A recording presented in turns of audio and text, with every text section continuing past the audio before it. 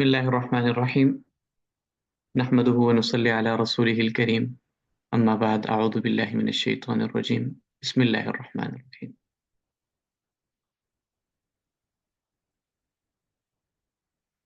قال الله تبارك وتعالى في الكلام المجيد والفرقان الحميد بعد أعوذ بالله من الشيطان. بسم الله الرحمن الرحيم. لقد كان لكم في رسول الله أسوة حسنة لمن كان يرجو الله واليوم الآخر وذكر الله كثيرا. صدق الله العظيم.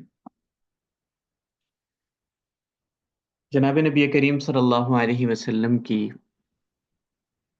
سیرت طیبہ کو ہم پڑھ رہے ہیں، اور مجھے یاد پڑتا ہے کہ ہم نے رسول اللہ صلی اللہ علیہ وسلم کی جو اعلان نبوت سے پہلے کی زندگی تھی وہ ہم مکمل کر چکے ہیں۔ اعلان نبوت کے بعد کے جو 23 سال ہیں ان پر گفتگو کرنا باقی ہے۔ بیچ میں کافی وقت کلاس نہیں ہو پائی، انقطاع رہا۔ کچھ میری ذاتی مصروفیات تھی، کچھ آپ کے استاد محترم کی بھی مصروفیات تھی۔ تو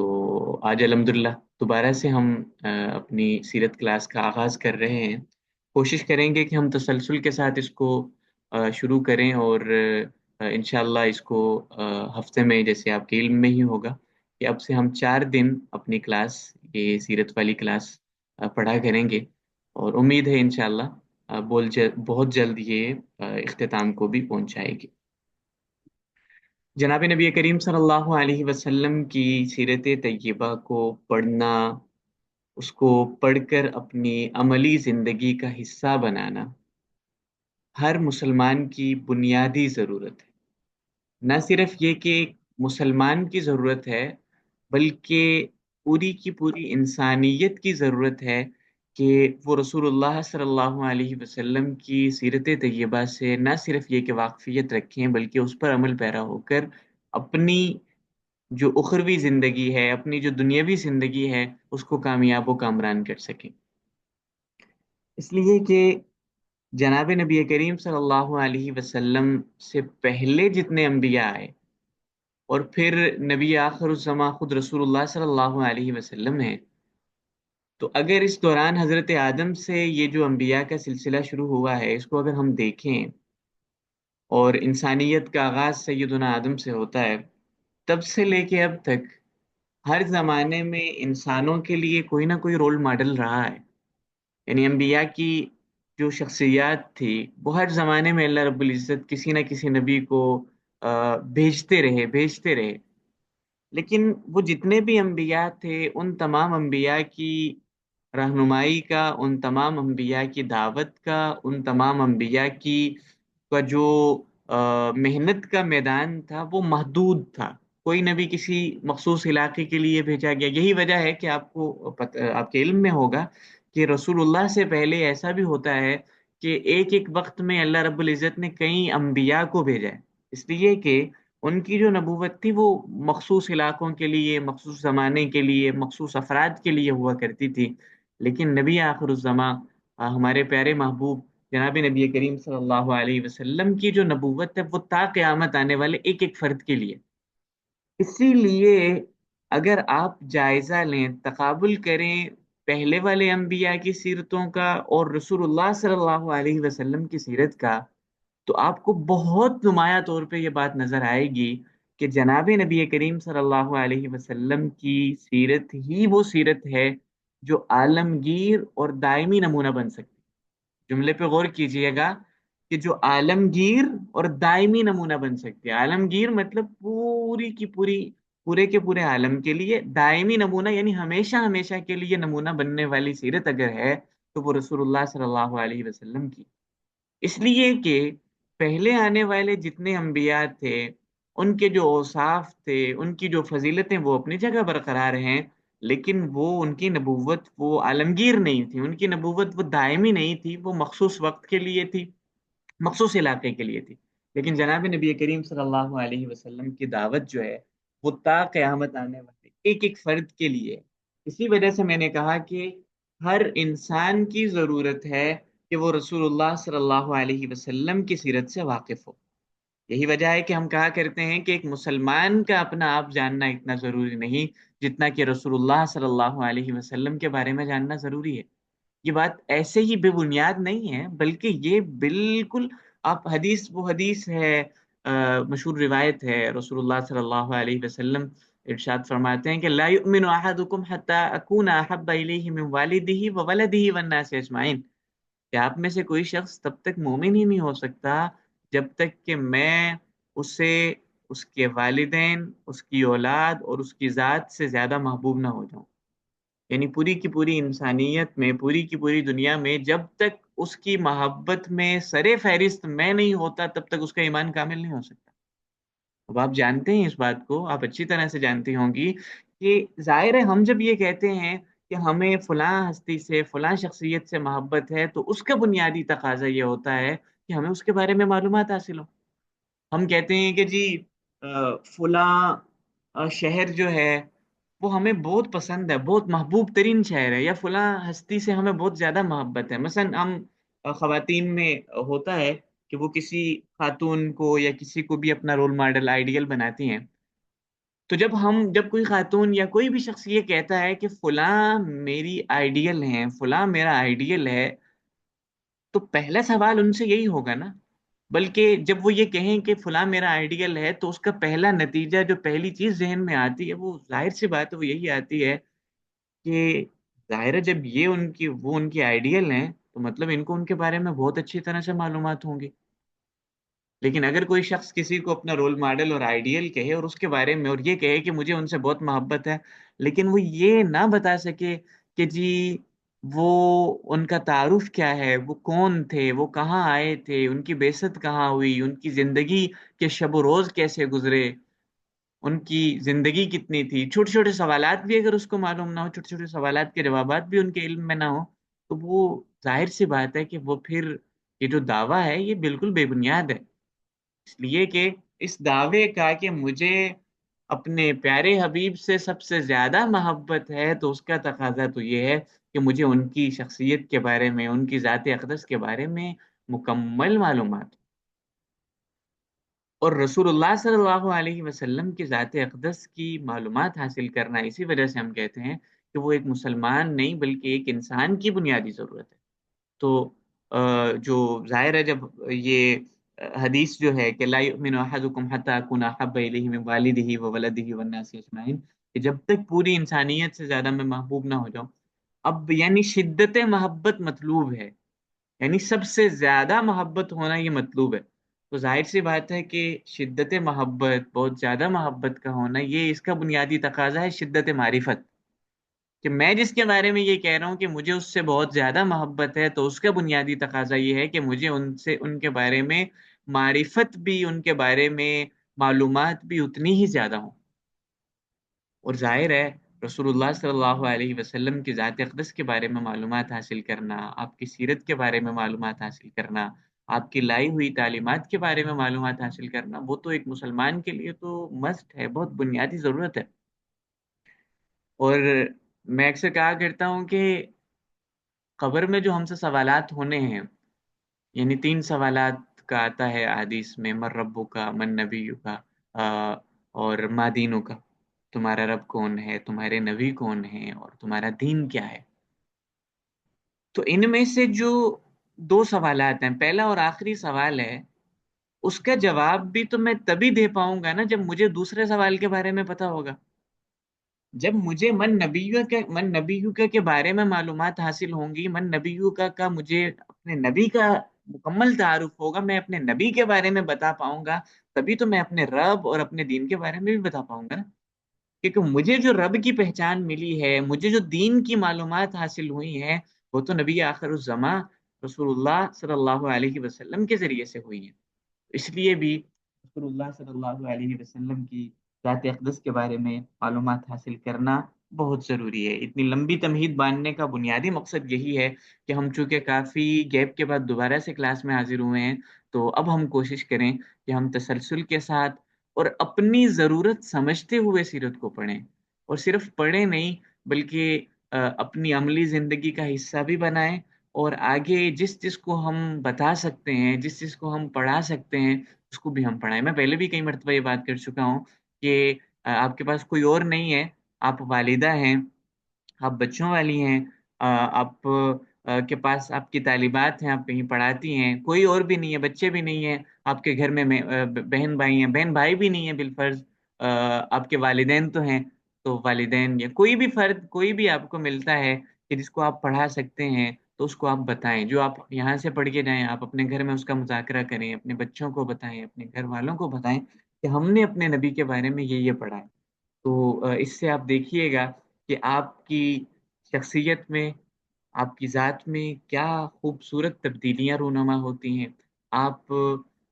جناب نبی کریم صلی اللہ علیہ وسلم کی سیرت کو پڑھنا اور اس کی ترویج کرنا، یہ ظاہر ہے یہ ایک ایسا کام ہے کہ یہ ذات الرسول کی خدمت ہے نا. یعنی ہم جب رسول اللہ کی سیرت کی ترویج کر رہی ہیں، یا آپ رسول اللہ صلی اللہ علیہ وسلم کے بارے میں لوگوں کو رہنمائی فراہم کر رہی ہیں، تو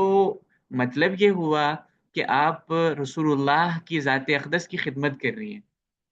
اور رسول اللہ صلی اللہ علیہ وسلم کی ذات اقدس کی خدمت پر جو صلہ ملنا ہے، وہ بھی خود رسول اللہ ملیں گے. اور اصول ہے اللہ تعالیٰ کا کہ جو بھی پیارے پیغمبر کی خدمت کرتا ہے، تو اللہ تعالیٰ اس کا صلہ فوراً فوراً دے دیتے ہیں، سوائے حضرت ابو بکر صدیق کہ جو بھی تا قیامت رسول اللہ صلی اللہ علیہ وسلم کی خدمت کرے گا، ان کے لیے کوئی تحفے تحائف بیچے گا، ان کے دربار میں درود کا ہدیہ بیچے گا، تو ایک ہدیہ وہ بھیجے گا، اس کے جواب میں اس کو 10 رحمتیں ملیں گی. دنیا کا اصول بھی تو یہی ہے نا کہ آپ کسی کے گھر کچھ بیچتی ہیں، کو کھانا بیچتی ہیں، کچھ بطور تحفہ بیچتی ہیں، تو جتنا بڑا گھر ہوگا نا، جتنا بڑا گھرانہ ہوگا، تو ان کی طرف سے جواباً جو آپ کو تحفہ جو آپ کو ملے گا، جو برتن آئے گا، وہ خالی نہیں آئے گا، وہ کئی گنا مزید بڑھ کے آئے گا. تو یہ تو لجپال گھرانہ ہے، یہ تو دنیا کا سب سے زیادہ سخی گھرانہ ہے، اور یہ ذات سب سے زیادہ رحم و کرم اور جود و کرم کرنے والی ہیں. تو اگر ہم ان کی خدمت کریں گے، ان کی سیرت کی ترویج کریں گے، تو اس کا بدلہ بھی خود ہمیں رسول اللہ ملیں گے، ہمیں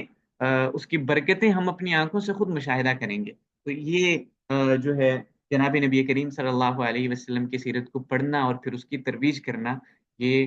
ہماری بنیادی ضرورت ہے. چونکہ اب ہم پڑھ رہے ہیں، تو پڑھنے کے بعد تو اس کا بنیادی تقاضا یہ بنتا ہے کہ ہم جو پڑھیں ہم آگے بتاتے تھے. تو ہم نے الحمدللہ جو ابتدائی 40 سال تھے حضور کی زندگی کے، اس پر تو ہم بات کر چکے ہیں. آ، ابھی ہم اپنی گفتگو جو ہے اعلان نبوت کے بعد کی جو زندگی ہے، اس سے ہم آغاز کریں گے. رسول اللہ صلی اللہ علیہ وسلم کے 40 سال جو مکۃ المکرمہ میں گزرے ہیں، تو اب نور وحی جو ہے اس کا آغاز ہوتا ہے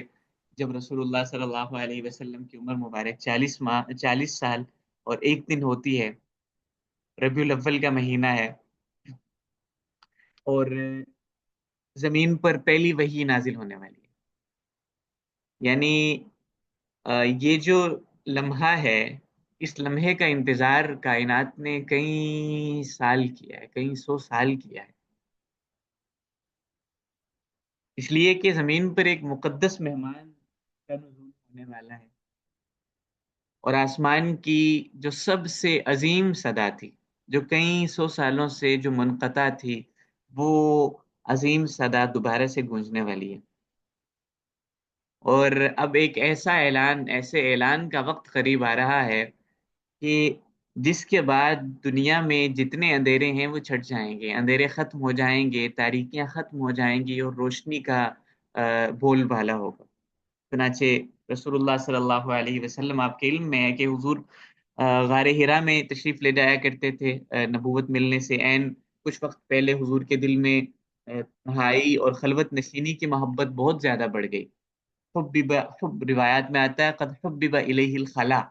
کہ ان کا رسول اللہ صلی اللہ علیہ وسلم کو خلوت میں جانا، تنہائی میں جانا، یہ بہت پسند آنے لگا، بہت محبوب ہونے لگا. چنانچہ حضور غار حرا میں چلے جایا کرتے تھے، کئی کئی دنوں کے لیے چلے جایا کرتے تھے. اور جب آپ صلی اللہ علیہ وسلم وہاں اپنے ساتھ کچھ توشہ اور زیادہ راہ لے کے جاتے، کھانے پینے کی کچھ چیزیں لے جاتے، جب وہ ختم ہوتی تو دوبارہ تشریف لاتے، سیدہ خدیجۃ الکبریٰ رضی اللہ تعالیٰ عنہا سے کے پاس آتے، اور دوبارہ سے جو کچھ ہوتا وہ لے کر آپ چلے جاتے اور پھر کئی دن وہاں آپ قیام فرماتے، اور وہاں آپ اللہ تعالیٰ کی کائنات کے بارے میں اور اللہ تعالیٰ کی مخلوقات کے بارے میں آپ غور و فکر کیا کرتے تھے۔ اور روایات میں آتا ہے کہ رسول اللہ صلی اللہ علیہ وسلم اللہ تعالیٰ کی محبت اور اللہ تعالیٰ کی عبادت میں مشغول ہوا کرتے تھے۔ وہ عبادت آپ صلی اللہ علیہ وسلم، اس میں تذکیر ہے، غور و فکر ہے، اس میں آپ مشغول رہتے تھے۔ اتنا زیادہ حضور کا غار حرا اور خلوت نشینی اتنی زیادہ بڑھ گئی تھی کہ لوگ یہ کہنے لگے کہ ان محمدن قد عاشق ربہ، کہ یہ جو نوجوان ہیں محمد ہیں صلی اللہ علیہ وسلم، ان کو تو اپنے رب سے محبت ہو گئی، اپنے رب سے عشق ہو گیا ہے۔ یہ تو تنہائی میں چلے جاتے ہیں، سب کچھ چھوڑ چھاڑ کر چلے جاتے ہیں، تو ان کو تو اپنے رب سے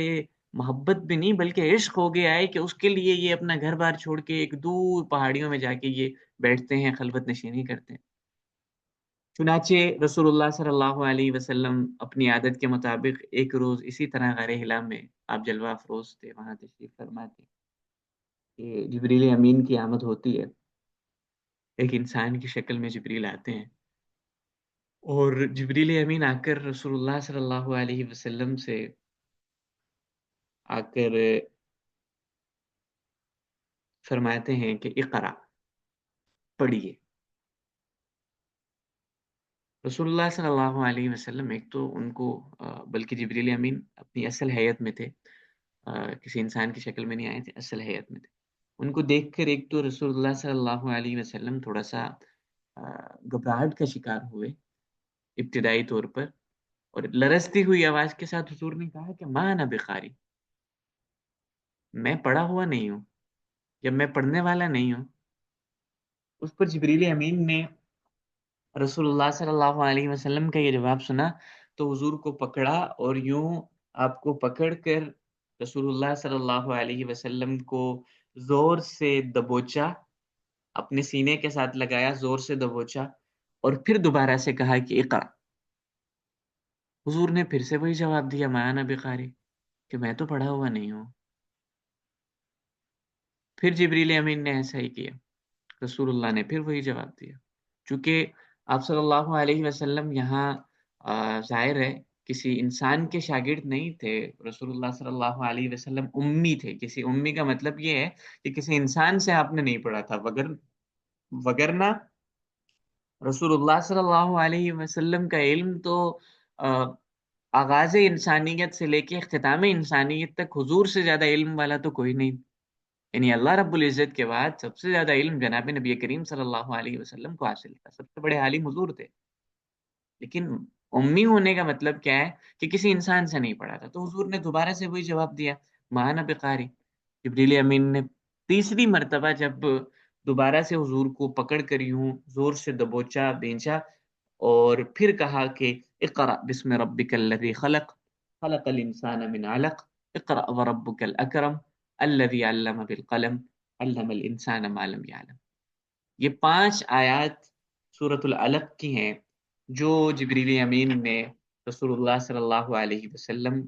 کے سامنے پڑھی، تلاوت کی، اور جواب میں حضور صلی اللہ علیہ وسلم نے بھی ان کے ساتھ پڑھا۔ باقی تفصیل پہ ہم بات کرتے ہیں، لیکن اس سے پہلے ایک نقطہ جو سمجھنے کا ہے وہ یہ ہے کہ آپ دیکھیں کہ یہ اسلام کی اور رسول اللہ صلی اللہ علیہ وسلم کی نبوت کا آغاز ہے نا، پہلی وحی ہے، اور پہلی وحی کیا ہے؟ اقرأ بسم ربک الذی خلق، خلق الانسان من علق، اقرأ وربک الاکرم الذی علم بالقلم، علم الانسان ما لم يعلم۔ اگر آپ ان 5 آیات کو دیکھیں تو جو بنیادی طور پر جو مضمون ان آیات میں سب سے زیادہ اور سب سے نمایاں ہے وہ تعلیم ہے۔ اقرا، پڑھیے، پھر دوبارہ سے اقرا وربک الاکرم، پھر اسی طرح علم الذی علم الذی علم بالقلم، کہ انسان کو قلم کے ذریعے سے تعلیم دی، علم الانسان ما لم یعلم، انسان کو وہ چیزیں سکھائی جس کا انسان کو علم نہیں تھا۔ تو جو بنیادی اس میں مضمون ہے وہ تعلیم ہے۔ تو اس سے کیا نتیجہ نکلتا ہے کہ اسلام کی بنیاد تعلیم ہے۔ اسلام میں تعلیم کی کس قدر اہمیت ہے، اس کا آپ کو اندازہ لگانا ہو تو یہ دیکھ لیں کہ پہلی وحی کیا ہے. یعنی اسلام کی بنیاد تعلیم ہے، اسلام کی بنیاد میں تعلیم شامل ہے. اور صرف یہ نہیں کہ اسلام کی بنیاد تعلیم ہے، بلکہ انسانیت کی بنیاد بھی تعلیم ہے. انسان کو جو شرف اور امتیاز ملا ہے فرشتوں پر، اور اللہ رب العزت نے جو حضرت آدم کو تمام فرشتوں پر اعزاز دلایا، فرشتوں کو کہا کہ ان کو سجدہ کریں، تو اس کی بھی بنیادی وجہ تعلیم تھی کہ اللہ رب العزت نے وَعَلَّمَ آدَمَ الْأَسْمَاءَ كُلَّهَا کہ حضرت آدم کو ساری کی ساری چیزوں کے اسماء اور نام یاد کرا دی، اللہ نے ان کی تعلیم دی. تو وہاں بھی جو وصف تھا بنیادی اعزاز کا، وہ وصف تھا تعلیم. یعنی گویا کہ اسلام کی بنیاد بھی تعلیم ہے اور انسان کی بنیاد بھی تعلیم ہے. یہ ذہن نشین کریے گا، اس سے آپ کو اندازہ ہوگا کہ حصول تعلیم ایک مسلمان کے لیے، نہ صرف ایک انسان کے لیے بلکہ ایک مسلمان کے لیے کتنا ضروری ہے. تو یہاں سے پہلی وحی جو ہوئی ہے، حضرت جبریل امین نے رسول اللہ صلی اللہ علیہ وسلم کے پاس آئے. اور پہلی وحی اور نبوت میں، یعنی نبوت ملنے، جو بعثت ہے حضور کی، وہ تو 40 سال ایک دن کی عمر میں ہوئی. لیکن جو باقاعدہ پہلی وحی ہے وہ تقریباً 6 ماہ بعد، یعنی اقرا بسم ربک الذی خلق، یہ 6 ماہ بعد نازل ہوئی. اچھا، جب یہ وحی نازل ہوئی ہے تو رسول اللہ صلی اللہ علیہ وسلم تھوڑا سا آپ پر کپ کپاہٹ طاری ہوئی اور تھوڑا سا خوف زدہ ہوئے، اور فوراً سے گھبرا کر اپنی زوجہ محترمہ سیدہ خدیجۃ الکبریٰ رضی اللہ تعالی عنہا کے پاس آپ تشریف لے. اور سیدہ کے پاس جا کر حضور نے کہا کہ زملونی زملونی، یعنی مجھے کوئی کمبل اڑائیے، کوئی کمبل دیجئے جو میں اوڑھ لوں، کوئی چادر دیجئے جو اوڑھ دوں. دراصل یہ جو رسول اللہ صلی اللہ علیہ وسلم نے سیدہ خدیجہ سے گھر پہنچتے ہی یہ کہا کہ زملونی، وہ بنیادی مقصد، وہ جو جبریل امین کو یوں اچانک دیکھنا اور پہلی مرتبہ دیکھنے کے بعد جو ایک خوف تھا، ایک یعنی شدت تھی اس کی. یہ ظاہر ہے وہی ہے جس کے بارے میں قرآن میں اللہ فرماتے ہیں لو انزلنا هذا القرآن على جبل لرأيته خاشعا متصدعا من خشیة اللہ، کہ اگر ہم قرآن کو پہاڑوں پر نازل کرتے تو اس کی ہیبت کی وجہ سے پہاڑ ریزہ ریزہ ہو جاتے. تو یہاں پر رسول اللہ صلی اللہ علیہ وسلم نے جو آپ صلی اللہ علیہ وسلم گھبرا گئے. اور پھر اس کے بعد جو ہے رسول اللہ صلی اللہ علیہ وسلم نے جب جبریل امین سیدہ خدیجہ کے پاس آئے تو گھبراہٹ کی حالت تھی، اور کہا کہ، اور پھر بخار بھی ہو گیا، کہا کہ مجھے کوئی چادر اڑائیے، کوئی کمبل اڑائیے مجھے، یعنی گھبراہٹ کی حالت تھی. اب یہ دیکھیں آپ، ظاہر آپ طالبات سب سن رہی ہیں تو یہ بہت اہم ہے اس کو سیکھنا سمجھنا کہ رسول اللہ صلی اللہ علیہ وسلم، آپ دیکھیں کہ حضور گھبرائے ہوئے ہیں.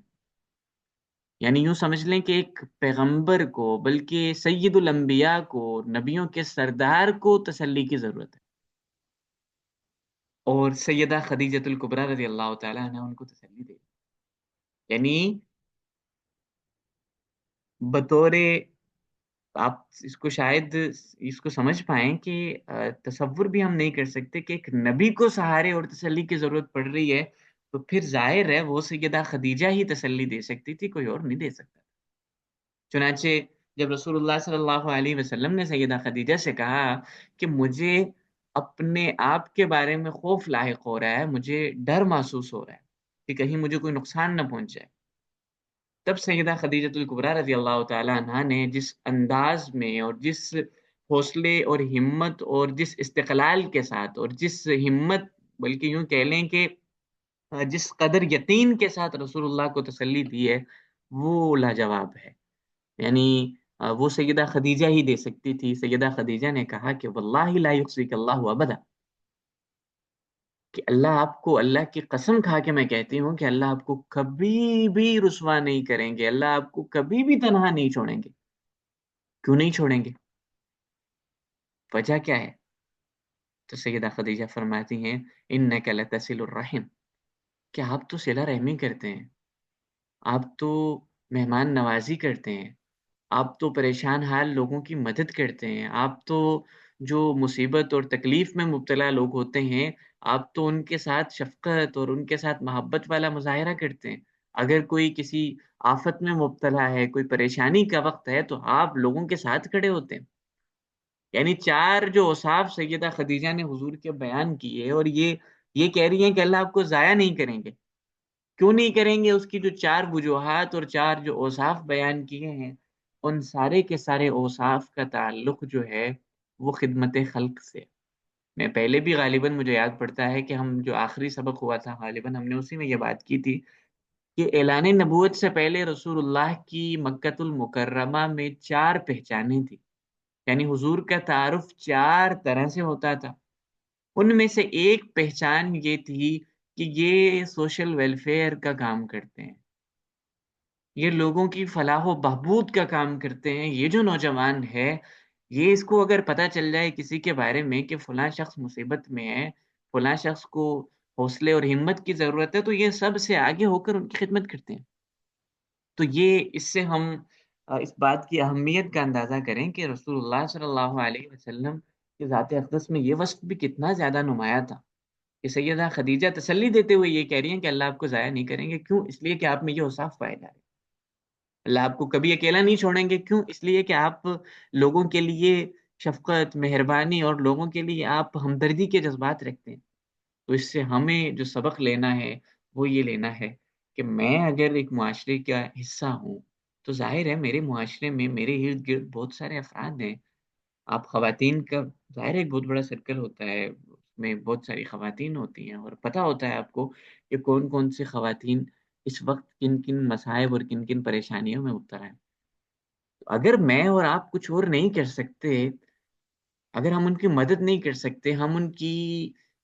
جو مصیبت ہے، جو پریشانی، جو آزمائش ہے، اس میں ہم ان کے لیے عملی طور پہ کچھ نہیں کر سکتے، تو میں اور آپ یہ تو کر سکتے ہیں نا کہ ہم ان کو حوصلہ دلائیں، ان کو تسلی دیں اور دو دو بول بول دیں جس سے ان کی جو تکلیف ہے وہ کم ہو جائے۔ ایسا نہ ہو کہ اگر کوئی معاشرے میں، ہمارے سرکل میں کوئی خاتون، ہمارے جاننے والوں میں، ہمارے عزیز و اقارب میں کوئی پریشان حال ہے اور پریشانی میں، مصیبت میں مبتلا ہے، تو ہم جا کر وہاں جا کر ان کو مزید پریشانی میں مبتلا کریں۔ بجائے اس کے چہ جائے کہ ہم ان کو کوئی حوصلہ اور ہمت کی کوئی ان کو حوصلہ دلائیں، ان کو صبر کی تلقین کریں، ان کو اس بات کی تلقین کریں کہ ہم آپ کے ساتھ کھڑے ہیں، ہم آپ کی مدد اور معاونت کے لیے کھڑے ہیں۔ آپ کو کوئی پریشانی ہے تو ہم پریشانی کو دور کرنے کے لیے کھڑے ہیں، ہم آپ کے ساتھ کھڑے ہیں۔ بجائے اس کے ہم جا کر ان کے مزید حوصلہ شکنی کریں۔ ہوتا ہے ایسا، عام طور پہ ہم دیکھتے ہیں، مثلا کوئی، اب خاص طور پہ یہ تو ایک ہمارے معاشرے کا ایک بہت بڑا مسئلہ ہے کہ آ، پریشانیوں اور ان سے ہٹ کے کہ معاشرے میں جب کوئی کام کرتا ہے، مثلا آپ خواتین تو اس بات کو بخوبی سمجھتی ہوں گی کہ آپ میں سے کوئی کام شروع کرتی ہیں، کوئی دین کا کام ہے، کوئی کسی بھی طرح کا کوئی بھی کام ہے جو نمایاں کام ہے آپ کرتی ہیں، کاروبار ہے آپ کا، آپ نمایاں کارکردگی دکھاتی ہیں کسی بھی اس میں، تو اس میں ہمارے معاشرے کا ایک بہت بڑا مسئلہ یہ ہے کہ ہم لوگ حوصلہ افزائی نہیں کرتے۔ یعنی جس نے یہ کیا کہ آ، اتنا زیادہ اس نے آ، نمایاں کارکردگی دکھائی ہے، تو ہمارا فریضہ بنتا ہے نا کہ ہم اس کی حوصلہ افزائی کریں، ہم اس کو دو بول بول دیں جس سے اس کا مزید اس کو حوصلہ ملے اور وہ مزید ترقیات کی طرف جائے، تو بجائے اس کے ہم حوصلہ شکنی کا باعث بنتے ہیں۔ تو جو رسول اللہ کا یہ جو واقعہ ہے، جس کو سیدہ خدیجہ بتا رہی ہیں کہ حضور کی یہ اوصاف تھے، تو اس کا بنیادی تقاضا یہ ہے کہ ہم اپنی شخصیت میں یہ وصف پیدا کریں۔ یہ جو ہم پڑھ رہے ہیں برائے پڑھنا نہیں ہے کہ میں نے بول دیا کہ آپ نے سن لیا، نہیں، ہم ان اوصاف کو اپنی ذات میں منتقل کریں، ڈیولپ کریں، اپنی ذات کا حصہ بنائیں کہ ہمارے اندر بھی یہ اوصاف پائے جائیں کہ ہمارا جب تذکرہ ہو، ہم کسی مصیبت میں، کسی مشکل میں ہوں، تو لوگ کہیں کہ یار یہ تو اتنے، ان میں تو یہ اوصاف پائے جاتے ہیں۔ ہم پریشان ہوں تو ہمیں سہارا دینے والے یوں سہارا دیں۔ تو ان اوصاف کو اپنی ذات کے اندر منتقل کریں، اور آپ رسول اللہ صلی اللہ علیہ وسلم کی روایت ہے کہ جو کسی مسلمان کے لیے مشکل وقت میں کام آتا ہے، اس کی مشکل کو دور کرتا ہے، اللہ رب العزت اس انسان کی مشکل کو دور کرتے ہیں جو کسی اور کی مشکل کو دور کرنے کا باعث بنتا ہے۔ تو میں اگر کسی کے لیے مشکل وقت میں کام آ رہا ہوں، تو میں یہ سمجھوں کہ مجھے مشکل پیش آئے گی تو اللہ تعالیٰ اس میں، یعنی میں کسی کا معاون بن رہا ہوں تو اس کا مجھے صلہ یہ ملے گا کہ میرے معاون اللہ کی ذات بنے گی، میری مدد کرنے والی براہ راست اللہ کی ذات۔ تو یہ اوصاف خود کے اندر پیدا کرنے کی ضرورت ہے۔ اچھا خیر، ہماری بات چل رہی تھی کہ رسول اللہ صلی اللہ علیہ وسلم آئے، سیدہ خدیجہ نے آپ کو تسلی دی، اور جب رسول اللہ صلی اللہ علیہ وسلم تھوڑا سا، اچھا اب دیکھیں کہ جب حضور نے کہا نا کہ زملونی زملونی، اور کہا کہ مجھے اپنی ذات کے بارے میں خدشہ لاحق ہو رہا ہے، تو سیدہ نے کوئی سوال جواب نہیں کیے، کیا ہوا اور آپ کیوں پریشان، کچھ بھی نہیں، صرف ان کو تسلی دی۔ جب رسول اللہ صلی اللہ علیہ وسلم تھوڑا سا مطلب اس حالت سے نکلے، جو گھبراہٹ کی سی کیفیت تھی اس سے نکلے، تب رسول اللہ نے خود سیدہ کو سارا کا سارا واقعہ بتایا کہ یوں ہوا یوں ہوا۔ اب دیکھیں، ایک تو سیدہ خدیجہ رضی اللہ تعالیٰ عنہ نے یوں تسلی دی، خود تسلی دی پہلے، اور پھر اس کے بعد مزید تسلی دینے کے لیے جو ان کے چچا زاد تھے ورقۃ بن نوفل، وہ عالم تھے، اور بت پرستی اور ان ساری چیزوں سے انہوں نے خود کو بچا کے رکھا تھا، اور سابقہ کتابوں کا وہ علم رکھتے تھے، تو رسول اللہ صلی اللہ علیہ وسلم کو وہ ان کے پاس لے گئی۔ انہوں نے حضور سے پورا واقعہ سنا، ساری تفصیلات سنی، اور اس کے بعد انہوں نے بھی رسول اللہ صلی اللہ علیہ وسلم کو تسلی دی اور یہ کہا کہ ایک دن آئے گا کہ آپ کو آپ کی قوم اسی علاقے سے نکالے گی، آپ کے اپنے وطن سے نکالے گی۔ تو اس پر حضور نے حیرت سے پوچھا کہ کیا میری قوم مجھے میرے وطن سے نکالے گی؟ اس لیے کہ یہ تو مجھے اتنی زیادہ محبت دیتے ہیں کہ ان کے بقول اس پورے علاقے میں میرے جیسا، یعنی محمد جیسا کوئی نوجوان ہی نہیں ہے، یعنی اس جیسا کوئی نوجوان۔ یعنی جب سوال ہوتا تھا کہ یہاں مدینہ کی کوئی خاص بات کیا ہے، مدینہ کی مکہ کی خاص بات، کوئی سوغات، کوئی ایسی چیز جو دیکھنے کے لائق ہو، تو میرا نام آتا ہے کہ مکہ کی سوغات وہ ایک نوجوان ہے، محمد ہے، اتنی محبت کرتے ہیں مجھے، یہ صادق و امین بناتے ہیں مجھے، یہ کسی بھی واقعے میں اپنا فیصل بنانے کے لیے، فیصلہ مجھ سے کروانے کے لیے، یہ لوگ سارے بیک زبان ہو کر کہتے ہیں کہ اس کے فیصلے پر ہم راضی ہیں، تو یہ لوگ مجھے نکالیں گے۔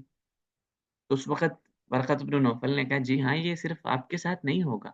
نہیں ہوگا، بلکہ آپ سے پہلے بھی جتنے انبیاء آئے ہیں، جس نے یہ دعوت دی ہے، ان کے ساتھ ایسا ہوا ہے کہ ان کی اپنی قوم ہی ان کی مخالف۔ چنانچہ ورقۃ بن نوفل نے مزید یہ کہا کہ اگر میں اس وقت ہوا تو میں آپ کی ضرور بالضرور میں آپ کی مدد کروں گا۔ چنانچہ یہاں سے چند روز، کچھ وقت بعد ورقۃ بن نوفل کا بھی انتقال ہو جاتا ہے۔ اب یہاں پہ رسول اللہ صلی اللہ علیہ وسلم کی ظاہر ہے نبوت ملی، پھر پہلی وحی نازل ہوئی، اور اس کے بعد وحی نازل ہونے کے بعد کے جو احوال تھے اس پر ہم کچھ بات کر چکے ہیں۔ انشاءاللہ جو ہمارا کل سبق ہوگا اس میں ہم اسی یہاں سے ہی آگے جو تفصیلات ہیں اس پر گفتگو کریں گے۔ آج کی ہماری گفتگو تقریباً مکمل ہو چکی ہے، تو آج کی گفتگو کے حوالے سے آپ میں سے کسی کا کوئی سوال ہو تو آپ سوال کر سکتی ہیں۔ جزاکم اللہ خیر۔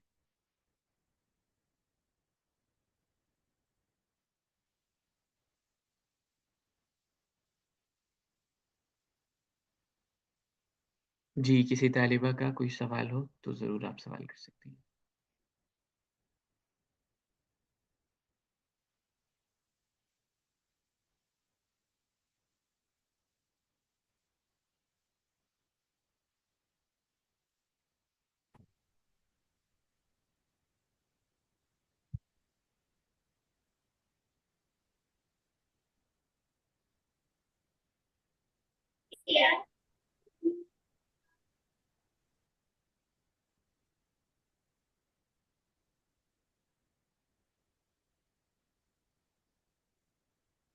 جی، کسی کا کوئی سوال نہیں ہے؟ بظاہر کوئی سوال نہیں ہے، اگر ہو تو آپ سوال کر لیجئے گا، اس کا جواب آپ کو مل جائے گا انشاءاللہ۔ ابھی 2 منٹ رہ گئے ہیں، تو اس دوران درود شریف پڑھ لیں، اور اس کو درود پاک کو اپنی عملی زندگی کا بھی ایک لازمی حصہ بنائیں۔ آپ جتنا زیادہ درود پڑھیں گے، جتنا زیادہ رسول اللہ صلی اللہ علیہ وسلم پر آپ درود کا ہدیہ آپ کی خدمت میں پیش کریں گے، اتنی زیادہ برکتیں، اتنی زیادہ رحمتیں وہ آپ کی زندگی کا حصہ بنیں گی. تو اس کو اپنی زندگی کا اور اپنے روزمرہ کے جو معمولات ہیں ان کا لازمی حصہ بنائیں. اللهم صل على محمد وعلى آل محمد كما صليت على إبراهيم وعلى آل إبراهيم إنك حميد مجيد. اللهم بارك على آل. السلام عليكم ورحمة الله تعالى وبركاته. جزاكم الله خير.